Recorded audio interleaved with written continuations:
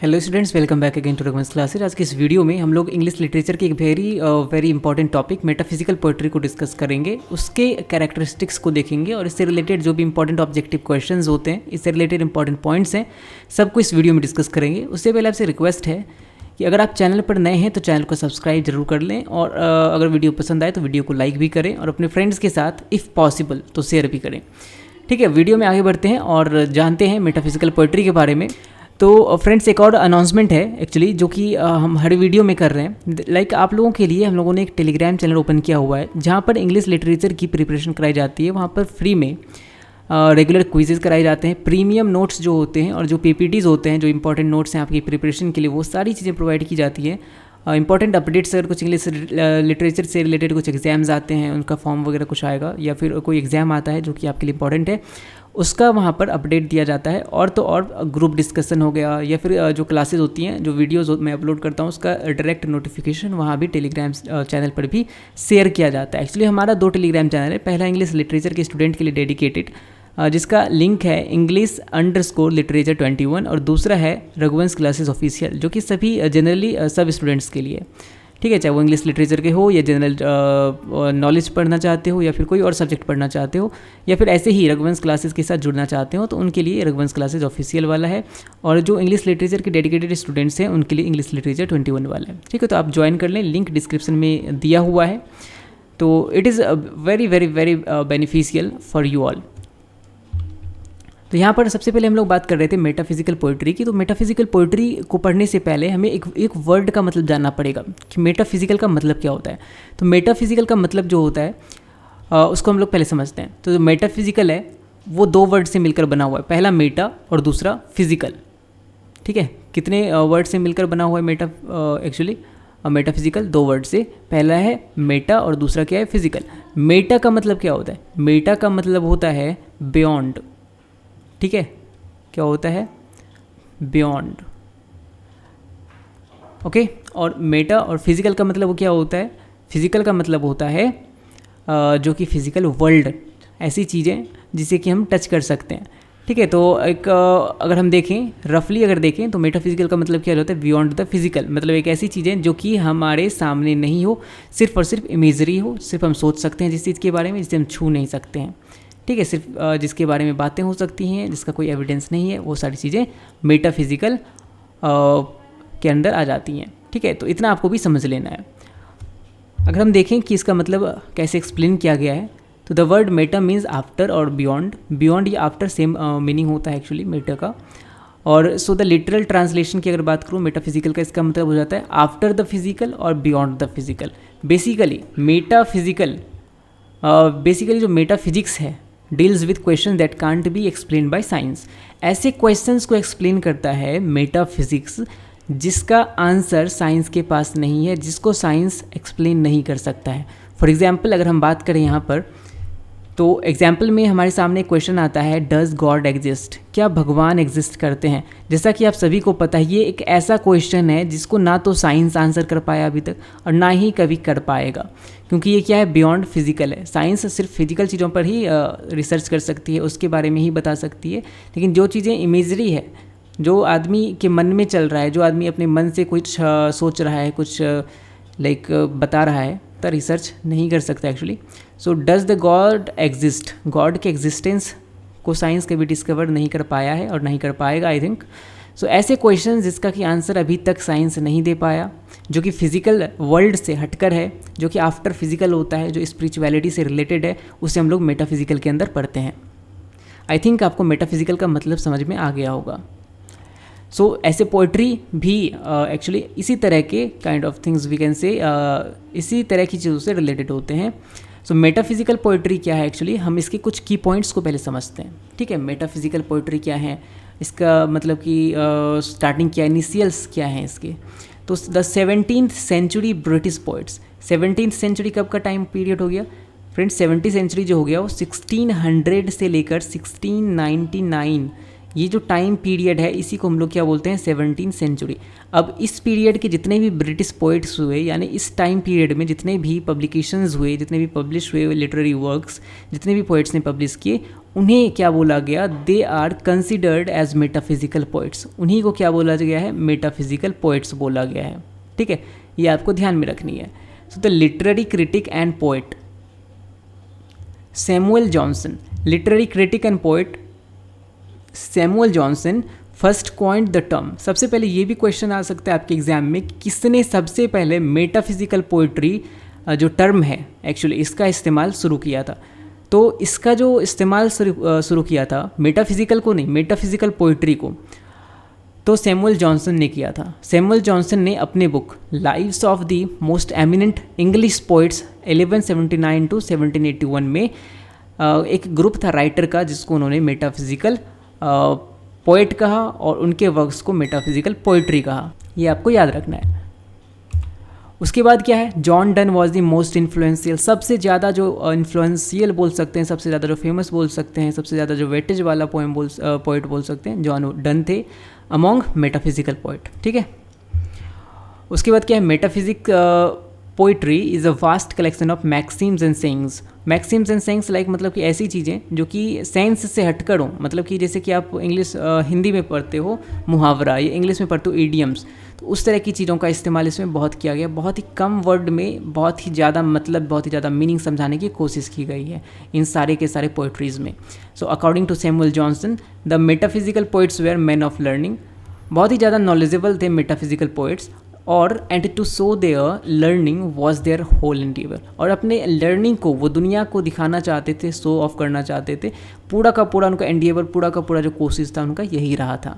ठीक है, सो metaphysical poets कौन कौन है, इंपॉर्टेंट मेटाफिजिकल पोइट्स बहुत सारे हैं, लेकिन इंपॉर्टेंट मेटाफिजिकल पोइट्स कौन कौन से हैं।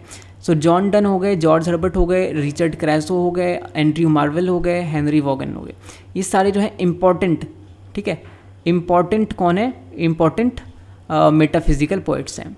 अब यहाँ पर जो फर्स्ट वाला है ये बर्थ ईयर है इनका, ये लास्ट वाला इनका डेथ ईयर है। इससे आप अंदाज़ा लगा सकते हैं जॉन डन 1572 में इनका जन्म हुआ था एंड 1631 में इनकी डेथ हो जाती है। उसी तरह सबका यहाँ पर आप देख सकते हैं, आप चाहें तो स्क्रीनशॉट ले लें। हालांकि PDF हमारे टेलीग्राम पे अपलोड कर ही दिया जाएगा, वहाँ से भी आप जाकर नोट्स बना सकते हैं, डाउनलोड कर सकते हैं। तो एक एक करके आप समझते हैं मेटाफिजिकल पोइट्री की कैरेक्टरिस्टिक्स को। व्हाट इज़ मेटाफिजिकल पोइट्री हम लोगों ने समझ लिया है, आई थिंक आपको समझ में भी आया होगा। तो metaphysical poetry is a genre of poetry, एक इस तरह का पोइट्री, एक कैटेगरी है पोइट्री का that deals with deep and profound subjects like spirituality, religion etcetera, जो कि साइंस से बिल्कुल हटकर है, वैसी चीज़ों से समझ लेना है, ये डील करता है। जैसे कि स्पिरिचुअलिटी हो गया, रिलीजन हो गया, इन सारी चीज़ों से ये डील करता है। इन सारे कैटेगरीज़ के जो पोइट्री होते हैं उसे मेटाफिजिकल पोइट्री के अंदर रखा जाता है। It is highly intellectual form of poetry and presents the world to its reader in a different way. ये हाईली इंटेलेक्चुअल, बहुत ही ज़्यादा, मतलब कि इंटेलेक्चुअल का मतलब हो जाता है बहुत ही ज़्यादा, you can say a kind of knowledgeable things, जिसको पढ़ने के लिए बहुत ही ज़्यादा नॉलेज की ज़रूरत होती है, फॉर्म ऑफ पोइट्री है। ठीक है, and presents the whole world to its reader, और पूरी दुनिया को जो है ये क्या करता है, अपने रीडर के सामने एक अलग तरीके से, जो अभी वास्तविक दुनिया है उससे अलग तरीके से रिप्रेजेंट करता है।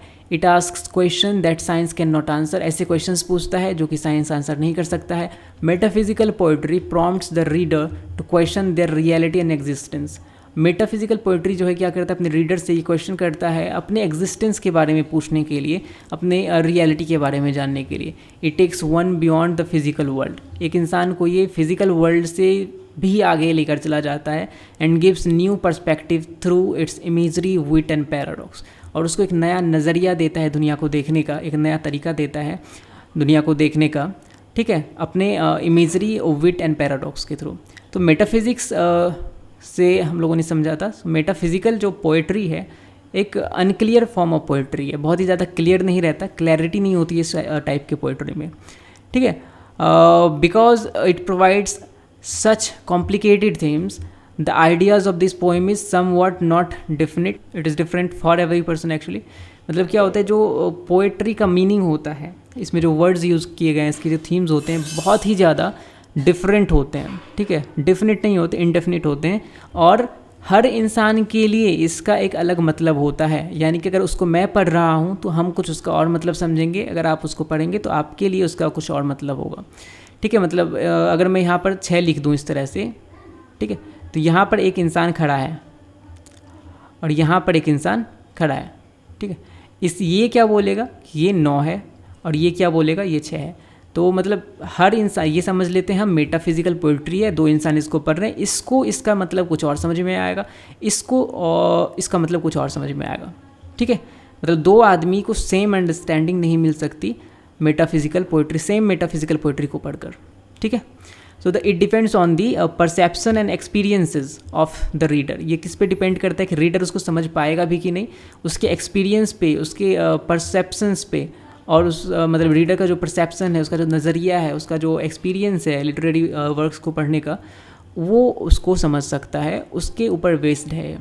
अगर किसी के पास कम है एक्सपीरियंस और वी कैन से उसके पास कम परसेप्शन है किसी चीज़ को पढ़ने का, तो उसके लिए ये बहुत ही डिफरेंट होगा। वहीं बहुत ही ज़्यादा कोई एक्सपीरियंस इंसान है जो कि बहुत सारे पोइट्रीज़ को पढ़ चुका है, उसको आइडिया है, उसके लिए इसका मतलब कुछ और होगा। ठीक है, every person will take something different out of the same poem based on their beliefs and understanding. मतलब हर इंसान सेम पोएम को पढ़कर अलग अलग तरीके का क्या करेगा, अपना बिलीफ के अकॉर्डिंग अंडरस्टैंडिंग डेवलप करेगा अपने ब्रेन के अंदर। ठीक है, सबको अलग अलग मीनिंग, सबको अलग अलग चीज़ें समझ में आएंगी एक ही पोएम को पढ़कर। So metaphysical poetry is also short. Metaphysical poetry जो होता है ना, एक्चुअली वो शॉर्ट होता है। शॉर्ट का मतलब क्या होता है, छोटा होता है। It uses brief words and conveys a lot of ideas in just a small number of words. मतलब ये क्या करता है, यूज़ करता है ब्रीफ वर्ड, छोटे छोटे वर्ड्स का इस्तेमाल करता है in spite of like using very long words और phrases, and conveys a lot of ideas. और ये जो छोटे वर्ड्स होते हैं, जो ब्रीफ वर्ड्स होते हैं, बहुत बड़े बड़े आइडियाज़ को अपने अंदर समेटे हुए रहते हैं, इसको कन्वे करते हैं in just a small number of words. पूरा का पूरा ये जो एंटायर यू कैन से जो क्रिएशन होता है ह्यूमन माइंड के अंदर, ब्रेन के अंदर, वो क्रिएट कर देता है कौन, मेटाफिजिकल जो वर्ड्स होते हैं जो इस्तेमाल किए जाते हैं इस पोइट्री में। So there are many maxims in this type of poetry. बहुत सारे कहावतें होती हैं इस टाइप की पोइट्री में।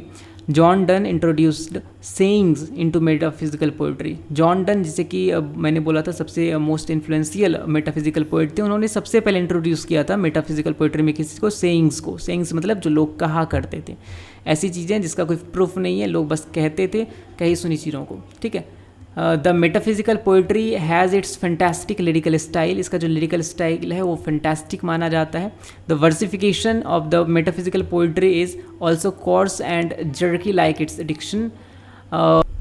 जो वर्सिफिकेशन होता है ना मेटाफिजिकल पोइट्री का, ये कोर्स होता है और जर्की होता है, जैसे कि इसका प्रोनाउंसिएशन है, जैसे कि इसको पढ़ना मुश्किल है, उसी तरह इसका जो पूरा का पूरा वर्सिफिकेशन है वो भी होता है। The main intention of the metaphysical was to startle the readers. जो मेन इंटेंशन यानी कि जो मुख्य लक्ष्य बोल सकते हैं हम था, वो रीडर्स को ना स्टार्टल करने का, मतलब कि रीडर जब पढ़े इस तरह के पोइट्रीज़ को तो वो चौंक के रह जाए, ठीक है, वो सोच में पड़ जाए, ऐसी चीज़ें ये लोग इस तरह से लिखा करते थे।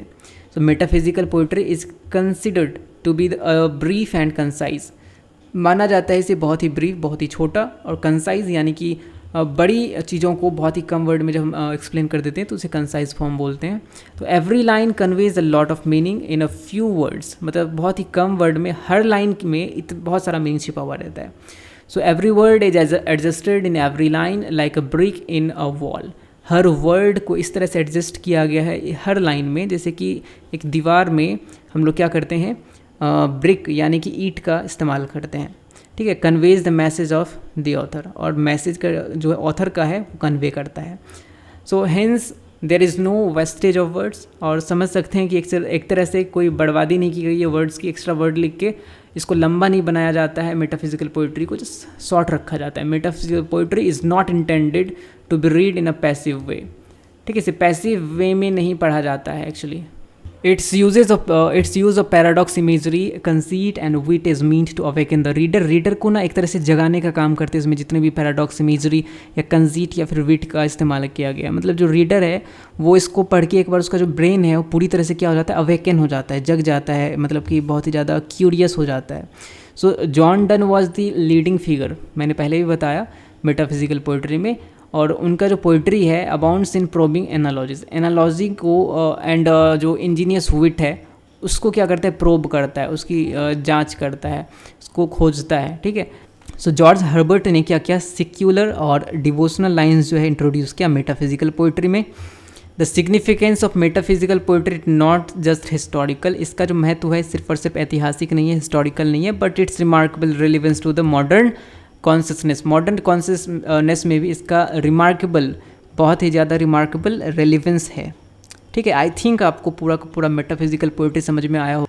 इसके शॉर्ट नोट्स आपको मिल जाएंगे हमारे टेलीग्राम चैनल पर, लिंक डिस्क्रिप्शन में, वहाँ से जाकर ज्वाइन कर लें। वीडियो पसंद आए तो वीडियो को लाइक करें और चैनल पर नए हैं तो सब्सक्राइब जरूर कर लें। मिलते हैं अगले वीडियो में, तब तक के लिए keep learning English. Thank you.